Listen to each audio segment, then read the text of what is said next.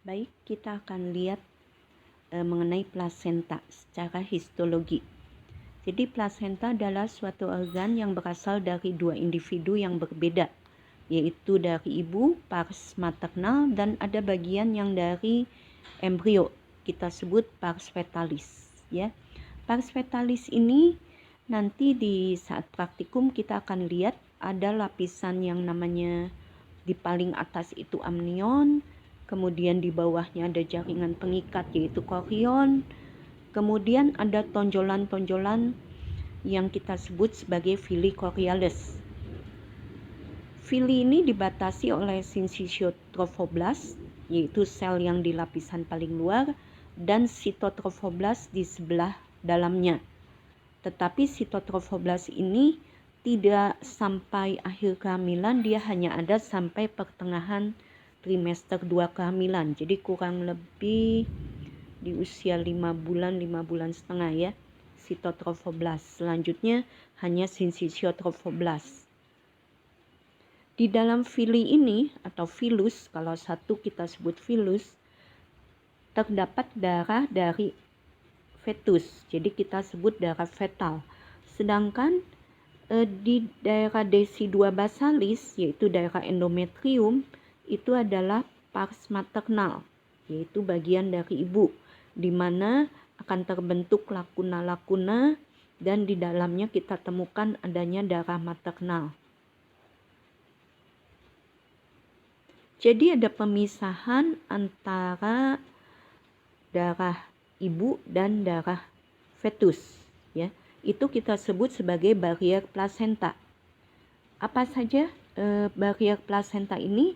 Terdiri dari sel syncytial trophoblast, cytotrophoblast, adanya membrana basalis cytotrophoblast, kemudian jaringan ikat, kemudian membrana basalis sel endotel ya, endotel kapiler dan endotel kapiler dari arteri dan vena umbilikalis.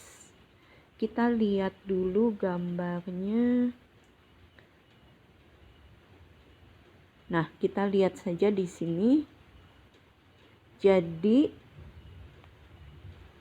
barier plasenta itu yang memisahkan, kita tahu di sini adalah darah ibu. Ini semua adalah darah ibu. Ini lakuna ruangan ini. Jadi yang merah muda, yang pink ini kan semuanya endometrium. Kemudian ditembus oleh sel-sel cytotrophoblast yang ada di sini di luar ini semua. Ya, sehingga pecah endometriumnya. Ini arteri spiralis, vena spiralis, yang ini pecah, darahnya masuk ke lakuna. Itu isinya darah maternal, darah ibu. Sedangkan di dalam villi, salah satu filus misalnya ini di paling luarnya adalah sel syncytial trophoblast, kemudian di lapisan dalamnya cytotrophoblast, dan di dalamnya lagi jaringan ikat, dan ada pembuluh darah, arteri, cabang arteri, vena, dan umbilikalis ya. Jadi ini semua filus, villi chorialis, namanya villi chorialis. Di dalamnya ini cabang-cabang dari arteri dan vena umbilikalis. Berarti ada pemisahan antara darah ibu yang ada di lakuna di sini dan darah fetus yang ada di dalam villi. Darah ibu itu kaya akan oksigen, membawa nutrisi, memberikan antibodi, misalnya imunoglobulin A kepada akan diberikan kepada darah fetus ya. Jadi dari darah ibu ini akan menembus ke dalam darah fetus ini. Sedangkan dari villi ini, di mana di dalamnya ada arteri vena umbilikalis, itu banyak membawa sisa metabolisme dan juga membawa CO2. Kalau darah ibu banyak oksigen diberikan ke fetus, maka di sini banyak CO2 yang dan sisa metabolisme yang akan dimasukkan ke dalam darah ibu.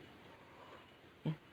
Itu sebabnya kalau lihat di buku MP ada satu gambar di mana yang arteri umbilikalis itu warnanya bukan merah, arteri umbilikalis warnanya yang biru karena dia membawa banyak CO2 dari fetus, banyak membawa CO2. Dia ada 2 buah arteri umbilikalis membawa CO2 sisa metabolisme dan akan ditukar di sini, di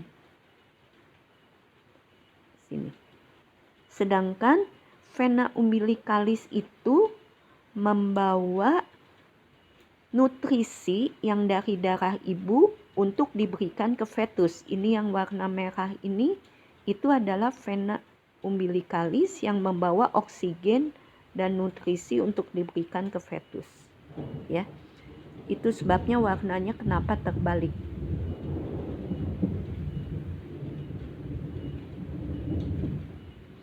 Jadi ini tadi barier plasenta. Yang penting tahu ada sinsisio trofoblast, sitotrofoblast, jaringan ikat, dan endotel kapiler. Ya, kalau membrana ini kita tahu bahwa sitotrofoblast ya dia ada membran basalisnya, kemudian juga endotel ada membran basalisnya. Ya, oke, kita lihat lapisan sitotrofoblast ini disebut juga lapisan Langhans. Selnya lebih besar-besar, pucat, nukleusnya juga relatif besar. Sitoplasmanya banyak mengandung vakuola dan glikogen, tetapi tidak mengandung lipid. Beda dengan lapisan sinsisio-trofoblast yang ada di sebelah luar. Selnya lebih kecil-kecil, gelap, intinya juga kecil, batas sel tidak jelas, sehingga tampak seperti multinuklear, seperti intinya banyak. Sel sinsisio-trofoblast ini mempunyai mikrofili dan mempunyai lipid biasanya. Sinsisio-trofoblast kita tadi sudah lihat bahwa dia juga punya fungsi menghasilkan hormon. Dia banyak menghasilkan hormon estrogen, progesteron, laktogen plasenta, jadi banyak menghasilkan hormon. Kemudian sinsisio-trofoblast ini kadang dia itu mengelompok berada di ujung dari fili dan kita sebut sebagai syncytial knot. Kalau syncytial knot ini terlepas, kita sebut sebagai pulau proliferasi. Ya, kita sebut pulau proliferasi. Kita lihat dulu gambar yang tadi. Gambar ini. Jadi kalau ini kita potong, jadi ini bercabang-cabang sekali ya. Filusnya sangat bercabang-cabang, bukan hanya seperti ini, tapi kalau ini kita potong buat preparat, nanti banyak fili yang terpotong gitu. Ini cabang-cabang 3 dimensi. Mungkin lebih jelasnya kita lihat gambar yang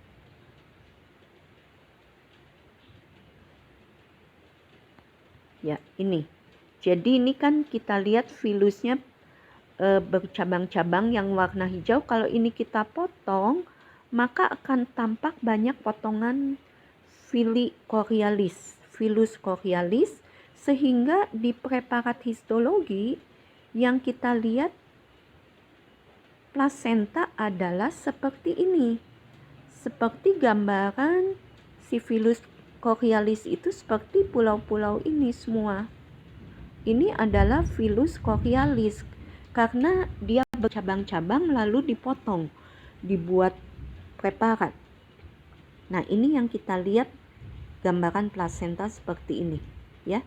Berarti ini filus chorhialis, di paling luar adalah sel sinsisio-trofoblast, di sebelah dalamnya sitotrofoblast, di dalamnya lagi ada jaringan pengikat, dan di paling dalamnya nanti ada cabang arteri vena umbilicalis. Kalau kita lihat satu buah fili chorhialis misalnya di sini, maka yang paling luar yang warnanya selnya ungu tua ini yang di paling luar itu adalah sinsisio-trofoblast. Sedangkan di sebelah dalamnya ini semua di dalam-dalam sini itu adalah sitotrofoblast. Selnya lebih pucat, lebih besar, dan di dalamnya bisa kita temukan adanya cabang arteri vena umbilicalis. foto ini. Itu cabang dari arteri atau vena umbilicalis. Kita tidak bisa bedakan apakah arteri atau vena, jadi tidak perlu dibedakan. Ya, pokoknya ada saluran pembuluh darah, ya itu cabang arteri vena umbilicalis. Nah, ini akan kita lihat di praktikum nanti gambaran plasentas ini, ya. Di bagian dasar plasenta yang kita sebut tadi itu merupakan endometrium dari ibu, ini adalah bagian basal dari plasenta ini semua. Di bagian basal plasenta itu seringkali dia ada tonjolan-tonjolan, ya. Kita lihat di sini. Nah, ini bagian basalnya ada yang menonjol seperti itu. Nah, ini kita sebut sebagai septum placenta. Ya, septum placenta. Sedangkan yang ini yang kayak pulau-pulau ini semua ini adalah villi chorioalis, villi chorioalis, villi chorioalis. Ya, di bagian ini endometrium ibu, ini semua endometrium ibu, ini ada yang menonjol, itu kita sebut sebagai septum placenta. Jadi di sini sel-sel endometriumnya itu makin tampak lebih besar daripada sel endometrium yang biasa, yang kita sebut sebagai reaksi DC2 atau sel DC2. Tampak lebih besar, ya. Kalau kita lihat juga gambarnya. Nah, di sini ini villus chorioalis berisi darah fetal, dan ruangan di antara villus ini adalah kita sebut ruang interfilar yang berisi darah maternal. Ini darah maternal. Ini darah maternal, sedangkan di dalam villi ini berisi darah fetal. Tadi sebut syncytiotrophoblas yang ada di luar itu kadang-kadang dia mengelompok, jadi membentuk kelompokan. Kita lihat warnanya mestinya ungu tua, ya. Ini tidak begitu jelas, tapi kalau di ujung dari villus ada kelompokan sel warna ungu tua, nah itu kita sebut sebagai syncytial knot. Tapi kalau dia terlepas dan dia berada di ruangan lakuna, kita sebut pulau proliferasi. Kita lihat gambarnya. Nah, ini lebih jelas lagi. Syncytiotrophoblas yang lapisan luar, cytotrophoblas lapisan sel yang sebelah dalam. Tapi kalau ada kelompokan syncytiotrophoblas tapi ada disebut sel proliferasi. Tapi kalau dia mengelompoknya masih menempel di ujung dari villus, kita sebut sebagai syncytial knot. Ini bagian-bagian dari plasenta. Lalu juga kita lihat bahwa villus atau villi ini kadang dia banyak sekali sampai menempel di septum placenta. Villus yang nempel di septum placenta ini kita sebut Hafzod. Ya, yang ini villus, ada villus nempel di septum placenta. Jadi ini kita sebut Hafzod. Dan di daerah tempat penempelan villus dan septum placenta ini kita sering lihat banyak substansi yang warnanya pink ini, ya. Ini disebut sebagai fibrinoid. Ya, substansi yang warna pink ini disebut sebagai fibrinoid, ya. Itu di tempat menempelnya villus dengan septum placenta. Nah, ini bagian dari DC2 basalisnya. Syncytiotrophoblas selnya juga sering menembus sampai ke dalam DC2 basalis, dan dia akan membentuk giant cell. Sel yang besar dengan inti yang lebih dari satu, intinya banyak. Nah, seperti ini nih giant cell. Itu sebetulnya syncytiotrophoblasts, tapi dia menembus sampai ke dalam desi2 basalis. Nah, itu adalah bagian-bagian dari plasenta yang harus nanti kalian gambar saat praktikum, ya. Di buku juga mungkin disebutkan adanya sel Hofbauer di dalam filus, tetapi itu sulit didapat, jadi tidak perlu. Seperti ini ada sel yang besar filus di sel Hofbauer. Tidak perlu. Nanti di praktikum kalian akan lihat itu di plasenta itu di lapisan paling atas, di sini tidak tampak. Nanti di video praktikum ada yang lapisan yang namanya amnion. Jadi kita mesti lihat dulu di sini.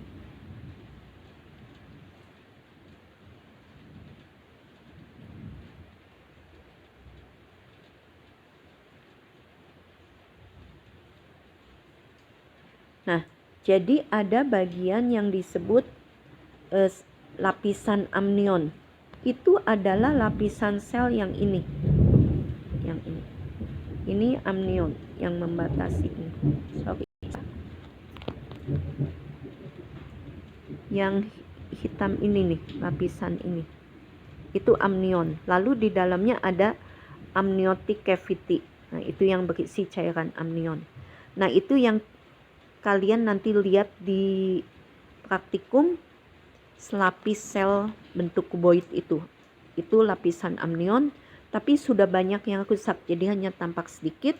Lalu di praktikum itu bagian embrionya kan sudah tidak ada, jadi setelah selapis amnion kalian akan melihat adanya jaringan pengikat chorion. Nah, ini yang chorionnya, itu yang kuning ini, semua ini chorion, kemudian menonjol itu membentuk villi.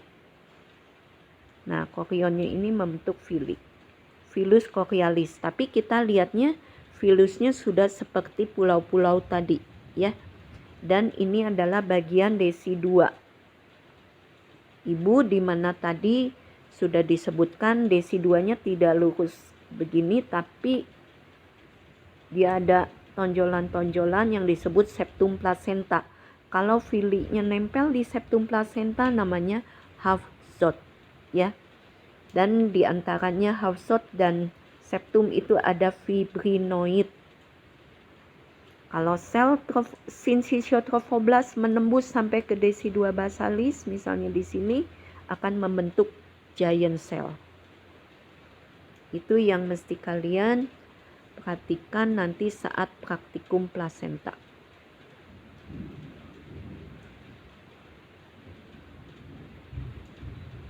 Nah, ini jadi bagaimana perkembangan sistem vaskularisasi itu, ya. Jadi dari fetus ini arteri vena umbilicalis, terus ini chorion ini menonjol membentuk tonjolan-tonjolan itu adalah villi chorialis. Tadi sudah dijelaskan.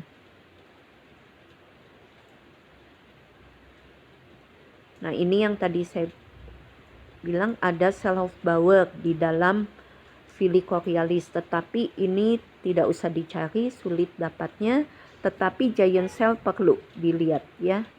Giant cell perlu. Itu adalah syncytiotrophoblasts yang penetrasi ke desi2 basalis. Kemudian tonjolan pada desi2 basalis kita sebut sebagai septum placenta, dan filus yang nempel desi2 basalis disebut Hafsot, dan ada fibrinoid juga. Nah, ini yang kita lihat di praktikum. Amnionnya itu di lapisan sini paling atas, kemudian ini bagian chorion, jaringan ikat, dan tonjolan-tonjolan ini adalah yang kemudian jadi seperti pulau-pulau ini adalah villi chorialis. Jadi di preparat plasenta ini mesti hati-hati, perhatikan mana bagian atas yang ada amnion dan bagian bawah yang ada desidua basalis ibu.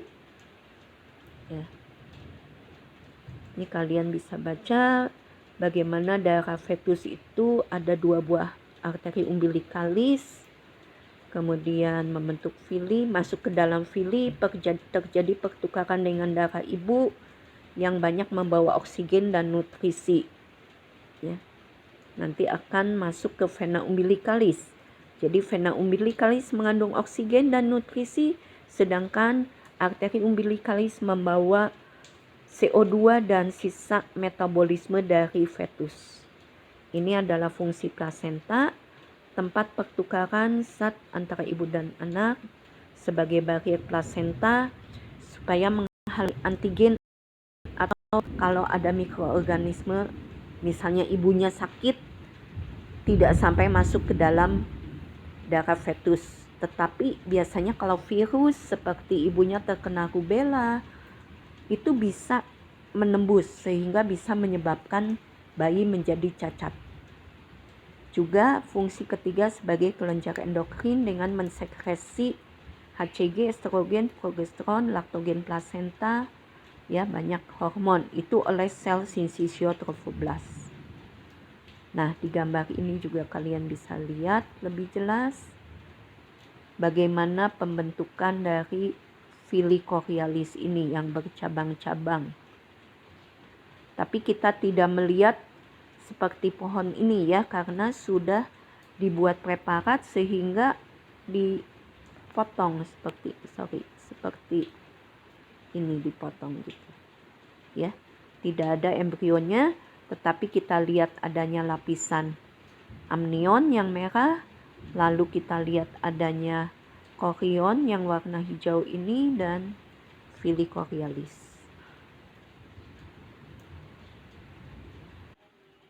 Baik, kita lanjutkan dengan glandula mame.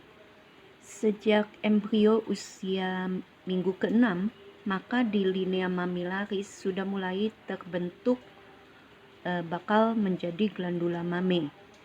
Saat seorang anak laki atau perempuan masih kanak-kanak, maka glandula mame sama saja, tidak ada perbedaan. Tetapi begitu memasuki masa pubertas, maka akan terjadi perubahan pada glandula mame, terutama pada anak perempuan. Hal ini akibat adanya hormon yaitu estrogen dan progesteron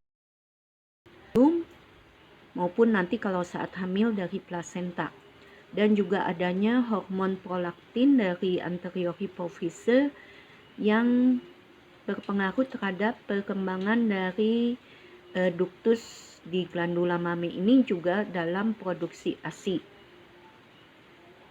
Jadi pada seorang anak perempuan akibat pengaruh hormonal saat pubertas, glandula mame ini mulai akan tumbuh.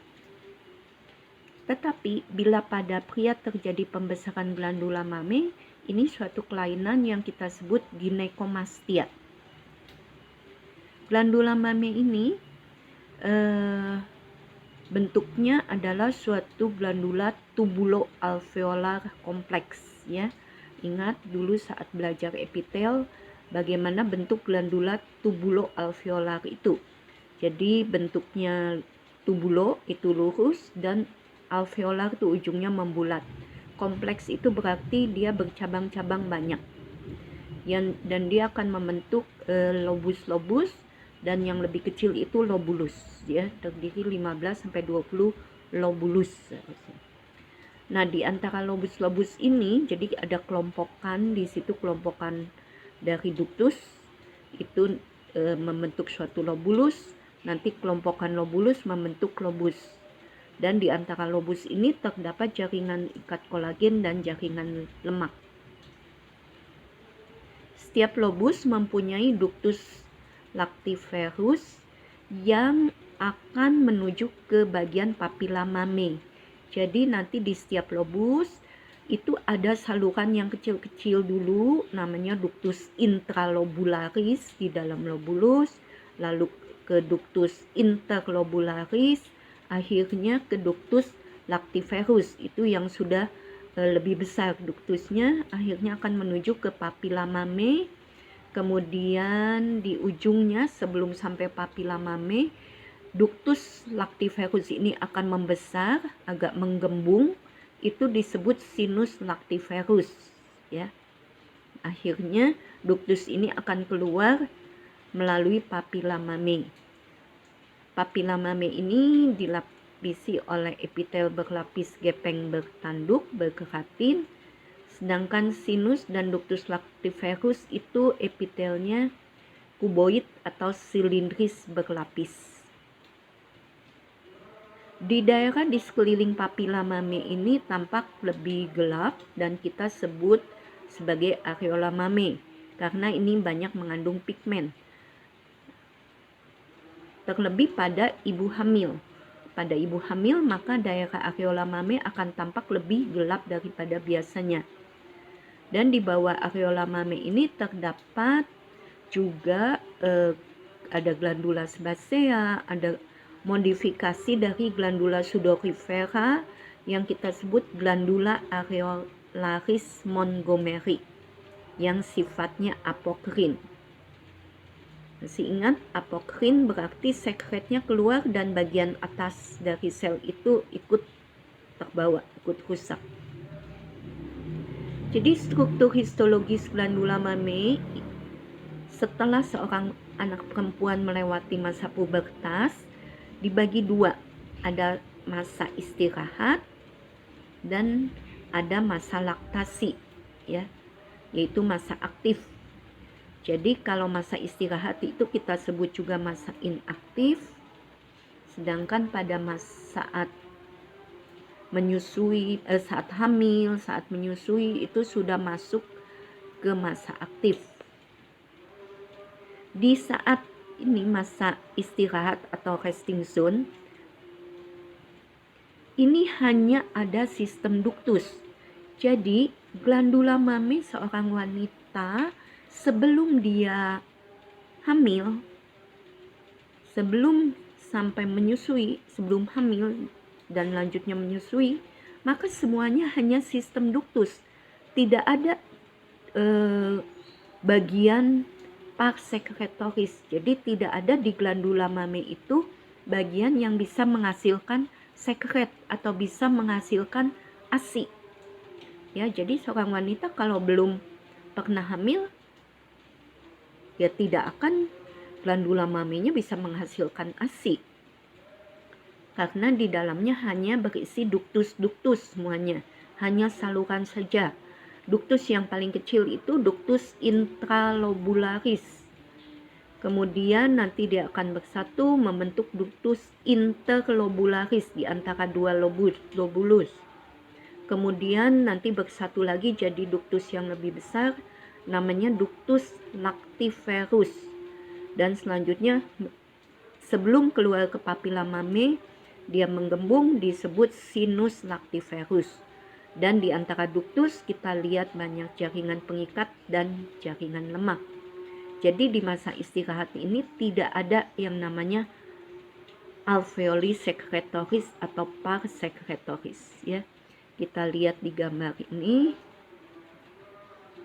Nah, yang masa inaktif ini adalah glandula mamae masa inaktif atau masa istirahat.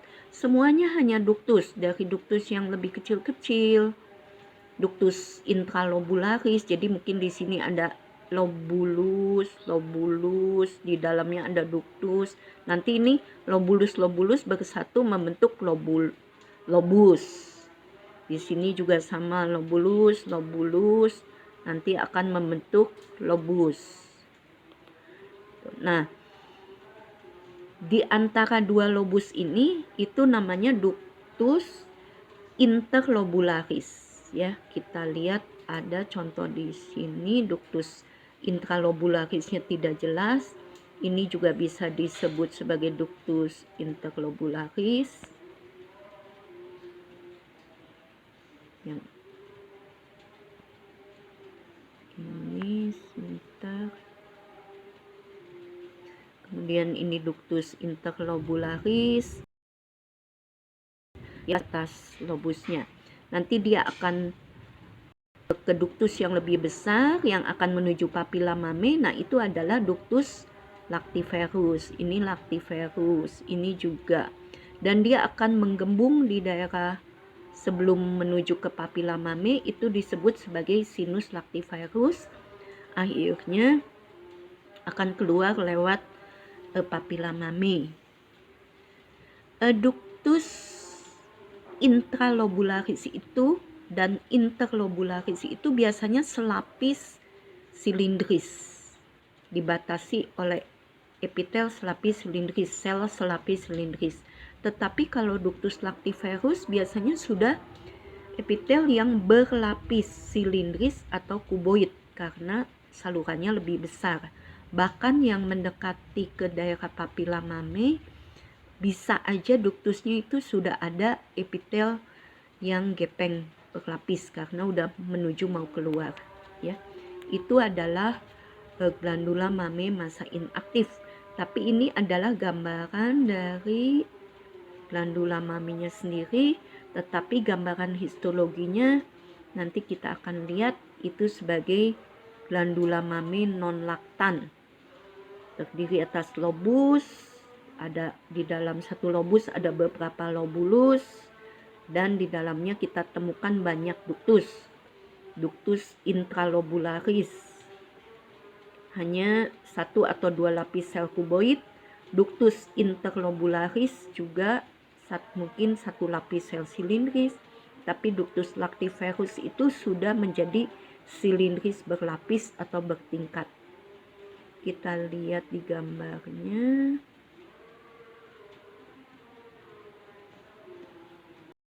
Nah, ini adalah satu lobus, ini juga satu lobus seperti itu. Tetapi di dalam juga bisa dibagi lagi atas bagian yang lebih kecil-kecil, misalnya satu lobulus seperti itu, ya. Jadi kalau ada saluran yang kecil dibatasi oleh sel selapis kuboid atau selapis silindris, maka kita sebut sebagai ductus intralobularis, ya. Tetapi di antara dua lobus itu bisa ductus interlobularis, ya. Di antara dua lobulus misalnya ductus, kita akan lihat nanti di sini, ductus interlobularis. Selnya lebih tinggi sedikit, mungkin sel selapis silindris interlobularis, dan dia akan menuju ke ductus yang lebih besar yang selnya dibatasi oleh silindris berlapis atau bertingkat seperti ini. Ini adalah ductus lactiferus. Kita lihat ductusnya juga lebih besar. Ini adalah ductus lactiferus. Ini semua adalah glandula mamae masa istirahat atau non laktan. Jadi sama sekali tidak ada bagian pars sekretoris atau bagian yang bisa menghasilkan sekret. Berbeda dengan yang ini. Ini adalah glandula mamae masa aktif, ya. Atau kita lihat gambarnya lagi. Nah, ini lebih jelas. Glandula mamae masa laktans. Ini juga ada pembagian lobusnya. Kemudian ada bagian yang lebih kecil lobulus. Kemudian kita bisa lihat di dalamnya itu ada ductus yang salurannya kecil dengan dilapisi oleh epitel selapis kuboid atau selapis silindris. Ingat, kalau dia ductus itu batas lumennya itu jelas mestinya, ya, batas lumennya jelas. Tapi kalau alveolus atau alveoli, karena dia menghasilkan sekretnya keluarnya ada yang apokrin atau merokrin, maka di permukaan dalamnya bisa tidak beraturan lumennya, ya. Itu menunjukkan bahwa ini adalah alveoli secretoris. Memang agak sulit membedakannya. Seperti ini tampak alveoli secretoris tampak dibatasi oleh epitel, bisa selapis atau berlapis silindris di sini ya. Tetapi kalau ductus mestinya seperti ini, batas selnya lebih jelas gitu. Ini ductus, batas selnya lebih jelas. Kita lihat di sini ductus yang besar ini adalah ductus lactiferus. Sedangkan yang di dalam tadi ini ductus intralobularis yang kecil. Lalu kalau di antara dua lobus tapi ada saluran juga, ini bisa ductus interlobularis ya. Nah, ini juga sama glandula mammae lactans, di mana kita bisa melihat banyak alveolus secretoris atau kita sebut juga acinus secretoris. Jadi bagian yang bisa menghasilkan. Kalau ductus itu seperti ini, lebih bulat, batas selnya lebih jelas, batas lumennya. Ini ductus ya. Sedangkan yang ini adalah alveolus atau acinus, alveolus acinus. Ini mengenai glandula mammae lactans. Ini juga menunjukkan ductus lactiferus yang besar, dan ini adalah glandula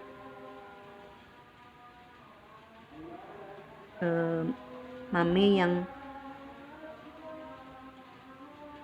aktif ya, yang pars secretoris, banyak pars secretoris. Di sini juga banyak pars secretoris. Ini juga gambar ductus lactiferus yang lebih besar. Ya, sedangkan di sini banyak pars secretoris. Ini banyak jaringan lemak.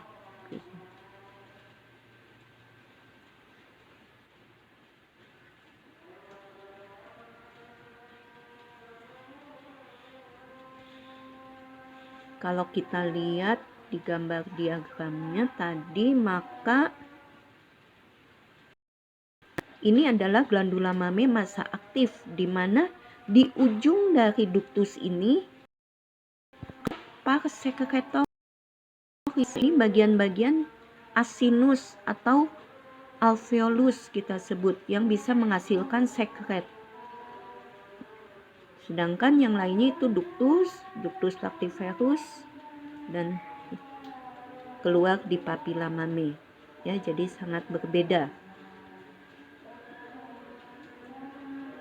Ini juga kalau kita lihat, ini glandula mammae ini saat pubertas, yang pertama saat pubertas, ini waktu di awal kehamilan, ini di pertengahan kehamilan. Karena mulai bulan kelima sudah mulai tampak adanya pars secretoris di ujungnya ya.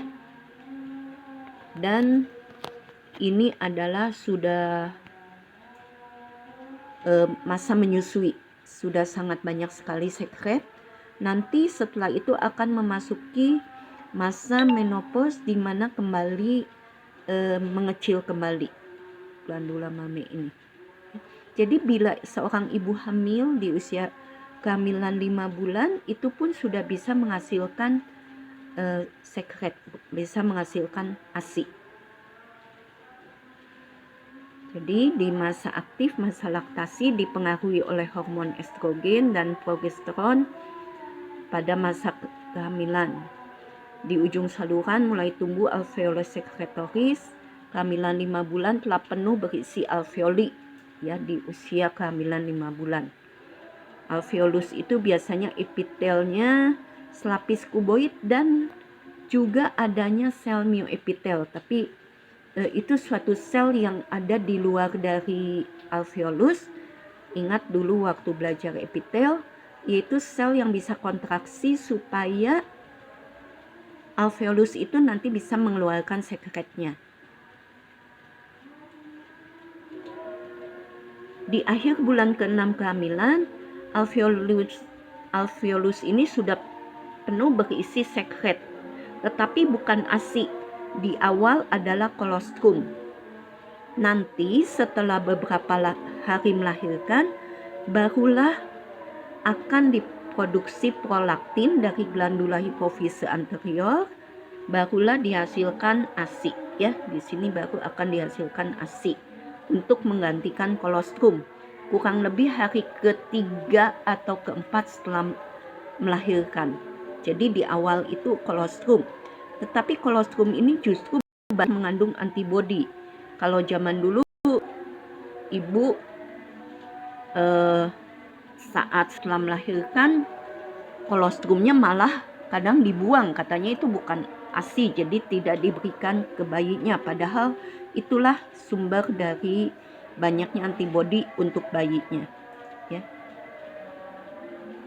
Ini juga sama, gambaran glandula mame saat masa inaktif, saat masa aktif, dan bagaimana lipid dan protein dikeluarkan dari glandula mame.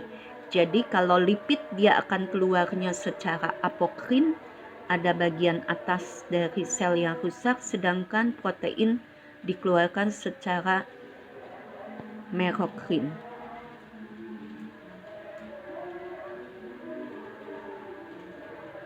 Nah, ini glandula mame lactans, tadi kita sudah lihat. Jadi sekret dari alveolus itu ada lipid yang disekresi secara apokrin dan protein yang disekresi secara merokrin. Nanti hari kedua atau ketiga itu diproduksi kolostrum dan ASI. Kemudian juga akan dihasilkan oleh pars posterior hipofise yang berfungsi sebagai milk ejection reflex.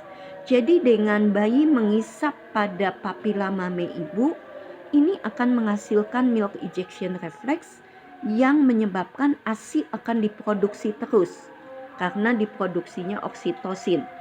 Tetapi kalau si ibu ini tidak mau menyusui bayinya, maka oksitosin ini juga tidak akan dihasilkan karena tidak ada rangsangan terhadap papila mame ini, milk ejection reflex. Dan lama-lama produksi ASI-nya akan segera habis, akan tidak dihasilkan lagi. Atau cara mengeluarkan ASI seperti dipompa itu juga akan menyebabkan ASI akan lebih cepat habis, tidak diproduksi. Ya, ini memperlihatkan bagaimana protein itu keluar secara merokrin, jadi selnya tetap utuh yang ini. Sedangkan kalau lipid, maka bagian atas selnya rusak karena secara apokrin. Ini faktor yang mempengaruhi laktasi. Ada faktor hormonal, di mana hormon estrogen itu merangsang pertumbuhan glandula mame pada seorang anak perempuan saat pubertas, sehingga glandula mame membesar. Dan juga mulai tumbuh adanya ductus lactiferus, ada ductus intralobularis, ductus interlobularis. Nanti juga ada pengaruh hormon progesteron, ini mulai merangsang pars secretoris saat seorang wanita hamil. Mulai terbentuk glandula mame, sudah ada alveolusnya, ada pars secretorisnya. Kemudian nanti prolaktin itu menyebabkan pengeluaran ASI, dan akibat hisapan bayi pada papila mame merangsang pengeluaran oksitosin sehingga ada terjadi milk ejection reflex. Dan juga pengaruh psikis seorang ibu, kalau memang dia secara kejiwaan mau menyusui bayinya, ya ASI-nya akan lebih banyak diproduksi. Ya. Oke, selesai sampai di sini kuliahnya. Kalau ada pertanyaan, silakan ditanyakan.